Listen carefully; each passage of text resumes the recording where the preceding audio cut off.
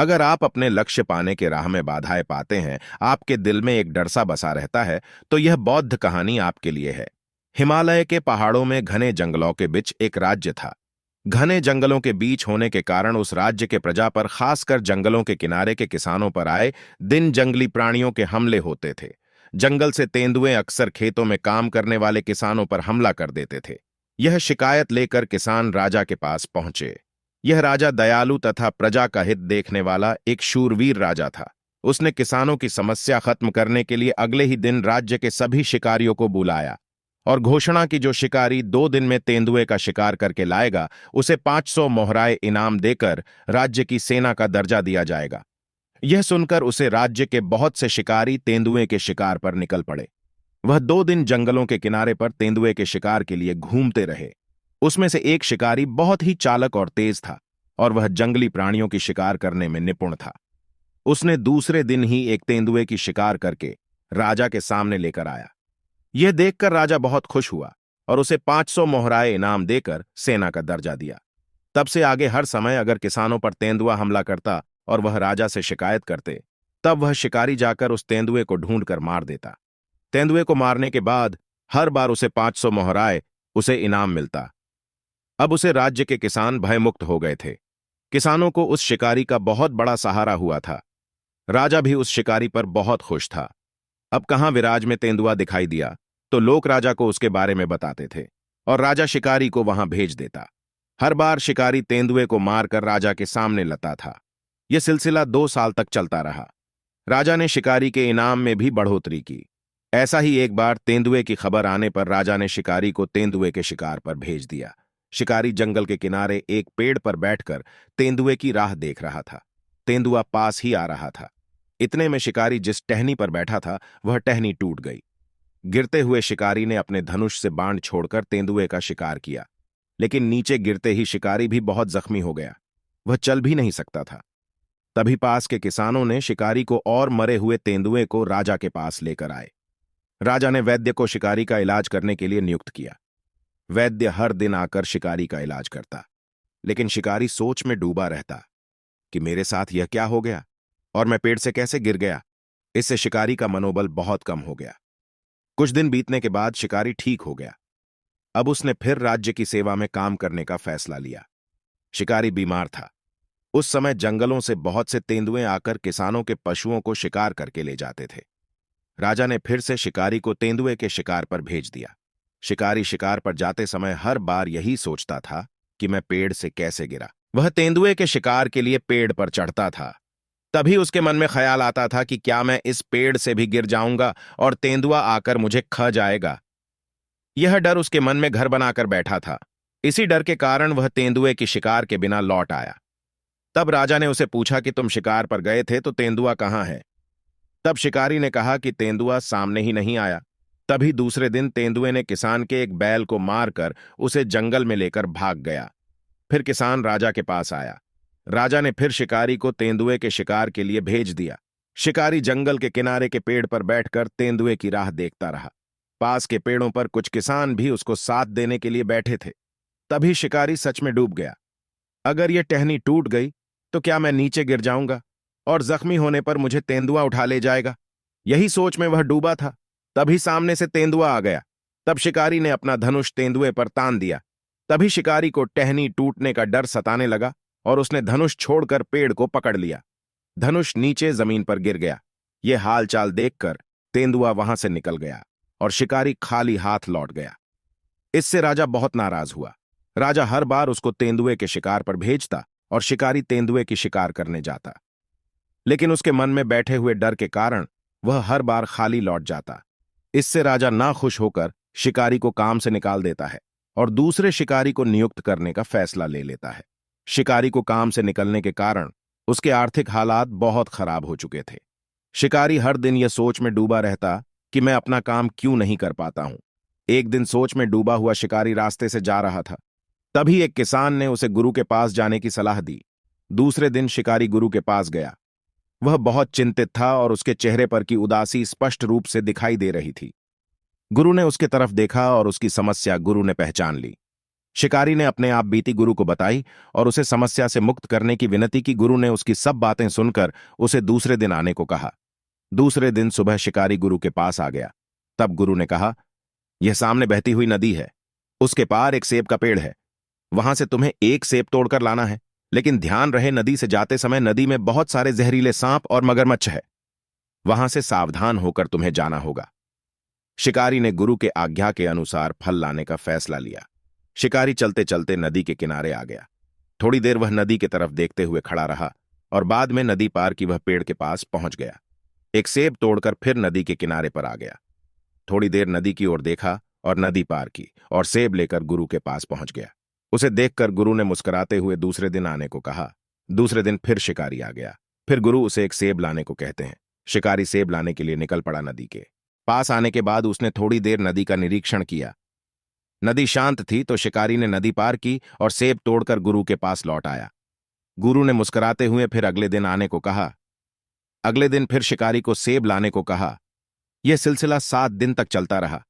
शिकारी हर दिन सेब लाने के लिए निकल पड़ता, नदी के पास आता, थोड़ी देर नदी का निरीक्षण करता।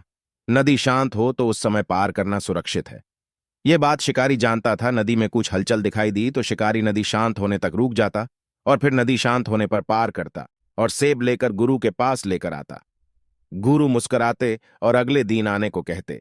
8वें दिन जब शिकारी गुरु के पास आया तो गुरु ने उसे सेब का फल लाने के लिए कहा। साथ ही शिकारी को कहा, सेब लाते समय यह बात ध्यान में रखना कि रास्ते से जाते समय अगर बिल्ली ने तुम्हारा रास्ता काट लिया तो तुम्हारे साथ धोखा हो सकता है, इसलिए सावधानी से रास्ता पार करना। इस बार शिकारी सेब लाने के लिए निकल पड़ा, लेकिन उसके दिमाग में विचारों का एक चक्र शुरू हुआ। कहीं बिल्ली मेरा रास्ता तो नहीं काटेगी, इसलिए वह डर डर कर चलने लगा। दूर कुछ भी दिखाई देता तो उसे बिल्ली जाने का एहसास होता। जंगल से जाते समय दूर एक खरगोश रास्ते से जा रहा था तो शिकारी के मन में ख्याल आया कि यह बिल्ली ही हो सकती है। ऐसा करते करते शिकारी नदी के किनारे पहुंच गया।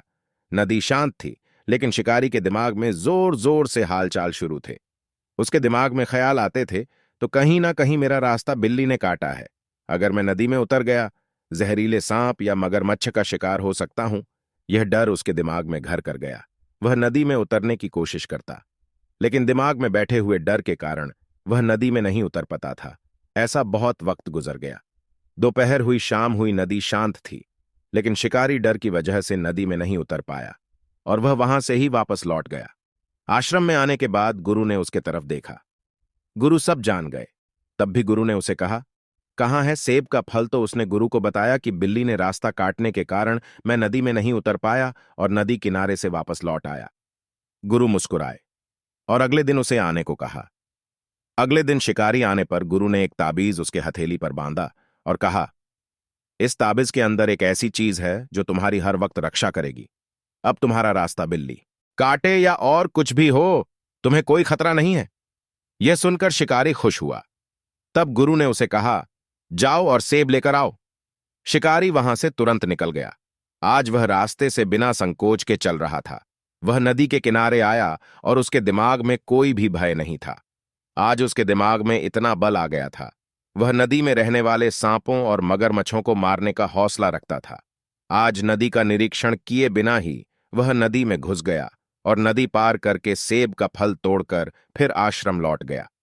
उसे देखकर गुरु फिर मुस्कुराए और मुस्कुराते हुए कहा कि अब तुम अपने काम के लिए तैयार हो। तुम्हें तुम्हारे काम में अब कोई धोखा नहीं है।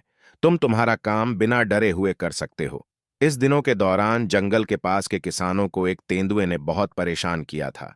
बहुत से किसान जख्मी हो गए थे। पूरा राज्य चिंतित था। इसी वक्त शिकारी लौट गया। उसका आत्मविश्वास अब दोगुनी पायदान पर था। उसने राजा से मिलकर तेंदुए को पकड़कर लाने का साहस दिखाया। राजा ने उसे तुरंत तेंदुए की शिकार करने की अनुमति दी। शिकारी बिना डरे ही जंगल में गया और तेंदुए की राह देखते हुए एक पेड़ पर बैठ गया। उसके हाथ में ताबीज होने के कारण आज उसे टहनी टूटने का डर था, ना ही तेंदुए का डर था। उसी वक्त जंगल से तेंदुआ आ गया। शिकारी ने पहले बांध में ही उसका शिकार कर दिया और तेंदुए को लेकर राजा के पास आ गया। शिकार हुए तेंदुए को देखकर राजा खुश हुआ और राजा को लगा अब उसकी प्रजा की समस्या का हाल निकल आया है। उसने तुरंत शिकारी को इनाम देकर सेना का दर्जा दे दिया। शिकारी भी खुश था। उसे लगता था यह सब ताबीज के कारण हो सका है। 2 दिन बाद दूसरे इलाके में शेर ने हमला कर दिया। राजा फिर से चिंतित हो गया। उसने राज्य के शिकारियों को बुलाया और शेर को मारने का साहस दिखाने वाले को 1,000 मोहराए इनाम देने का घोषित किया। शेर तेंदुए से बहुत गुना शक्तिशाली होता है। उसकी शिकार करना बहुत जोखिम भरा काम होता है। बाकी शिकारी तो शेर का शिकार करने का साहस नहीं जुटा पाए, लेकिन शिकारी को अपने ताबीज पर पूरा भरोसा था। उसने राजा को कहा कि मैंने इससे पहले तेंदुए का ही शिकार किया है, लेकिन इस बार शेर का शिकार कर सकता हूं। यह सुनकर राजा बहुत खुश हुआ और उसने शिकारी को शेर का शिकार करके लाने को कहा। शिकारी तुरंत जंगल की ओर निकल गया। वह पेड़ पर चढ़ गया और पेड़ पर बैठकर शेर की राह देखने लगा। वह बैठे बैठे अपने ताबीज की तरफ देखता। उसके मन में इतना साहस आ गया था कि वह आसानी से शेर का शिकार कर सकता है। थोड़ी देर में शेर आता हुआ दिखाई दिया। वह थोड़ा सामने आने पर शिकारी ने उस पर 2 बाण चलाए। बाण लगने के कारण शेर ज्यादा खूंखार हो गया था और वह शिकारी की तरफ आ रहा था। शिकारी को पूरा आत्मविश्वास था कि ताबीज के कारण उसे कुछ भी नहीं हो सकता। शिकारी ने तुरंत पेड़ से नीचे छलांग लगाई और वह शेर पर बाण छोड़ता रहा। शिकारी जमीन पर आने के बाद शेर ने उस पर हमला कर दिया, लेकिन शिकारी ने अपने कमर में लगी हुई कुल्हाड़ी निकालकर उसके गर्दन पर चलाई। कुछ समय में ही शेर मर गया। यह भारी भरकम शेर किसानों की मदद से वह राजा के पास लेकर आया। राजा शेर को देखकर बहुत खुश हो गया और उसने शिकारी को 1,000 मोहराए इनाम स्वरूप दी। शिकारी के साहस की चर्चाएं सारे राज्य में होने लगी, लेकिन शिकारी मन ही मन में कहता कि यह सब गुरु ने दिए हुए ताबिज के कारण हुआ है। उसने दूसरे दिन आश्रम जाकर गुरु के मनपूर्वक आभार मान लिए। तभी गुरु मुस्कुराए और शिकारी को ताबीज वाला हाथ आगे बढ़ाने को कहा। हाथ को आगे बढ़ाते ही गुरु ने उसके हाथ से ताबीज निकाला और ताबीज खोलकर दिखाया कि इसके अंदर कुछ भी नहीं है। यह सब तुम्हारे दिमाग में चल रहे विचारों के कारण हो रहा है। पहले तुम तेंदुए का बेहिचक शिकार करते थे, लेकिन एक बार टहनी से गिरने के कारण तुम्हारे दिमाग में डर बैठ गया और तुम तुम्हारे काम करते वक्त दिमाग में बैठे हुए डर के कारण कर नहीं पाते थे। ये डर दूर करने के लिए ही मैंने तुम्हें नदी पार से सब लाने को कहा। पहले 7 दिन तो तुम बिना डर के सेब लाते रहे, लेकिन 8वें दिन जब मैं तुम्हें कहा कि बिल्ली तुम्हारा रास्ता ना काटे, तो फिर तुम्हारे दिमाग में डर बैठ गया और तुम्हारे दिमाग में अलग अलग ख्याल आते रहे। दूर से जाने वाले खरगोश को ही तुमने बिल्ली समझ लिया और 8वें दिन बिना नदी पार किए ही और बिना सेब लाए ही तुम वापस आ गए। क्या पहले 7 दिनों में तुम सेब लाने जाते थे तब बिल्ली तुम्हारा रास्ता नहीं काटती थी? तब तुम्हें कोई प्राणी बिल्ली के समान नहीं दिखाई देता था? गुरु ने शिकारी से पूछा। क्या पहले 7 दिनों में बिल्ली ने तुम्हारा रास्ता काटा था? तब शिकारी ने कहा, कटा होगा, लेकिन मेरा उसके तरफ ध्यान ही नहीं गया। तब गुरु ने मुस्कुराते हुए कहा, जब मैंने तुम्हें बिल्ली की बात कही तो तुम्हारे दिमाग में भिन्न भिन्न ख्याल आते रहे और तुम्हारे दिमाग में एक डर सा बैठ गया और इसी छोटे छोटे डर के कारण तुम तुम्हारे लक्ष्य से विचलित हो गए और तुम्हारा काम नहीं कर सके। तो इसी डर भगाने के लिए यह ताबीज मैंने तुम्हें दे दिया था और इसके अंदर की वस्तु के कारण तुम्हें कोई भी धोखा नहीं हो सकता है, ऐसा बताया था। तब तुमने दूसरे दिन बिना डरे हुए नदी पार की और सेब लेकर आए। तुम जब अपने राज्य में गए तब तुमने इस ताबिज को देखते हुए तेंदुए का शिकार किया। इतना ही नहीं तो असंभव ऐसे शेर का भी शिकार किया, और यह सब ताबीज के कारण हो रहा है, ऐसा तुम्हें लग रहा था। लेकिन असल बात यह है कि यह साहस तुम्हारे ही अंदर छुपा हुआ है। सिर्फ तुम्हारा दिमाग अन्य बातों में उलझने के कारण तुम बीच में तेंदुए का शिकार नहीं कर पाए, लेकिन ताबीज बांधने के बाद तुमने शेर का भी शिकार कर दिया। तुम्हारे दिमाग में ना कोई डर था ना कोई ख्याल था, तुमने बेहिचक शेर का शिकार कर लिया। यह असल में सिर्फ इस कारण हो सका कि उस समय तुम्हारा दिमाग शक्ति से भरा हुआ था और एकाग्र था। अगर कोई भी अपना लक्ष्य पाना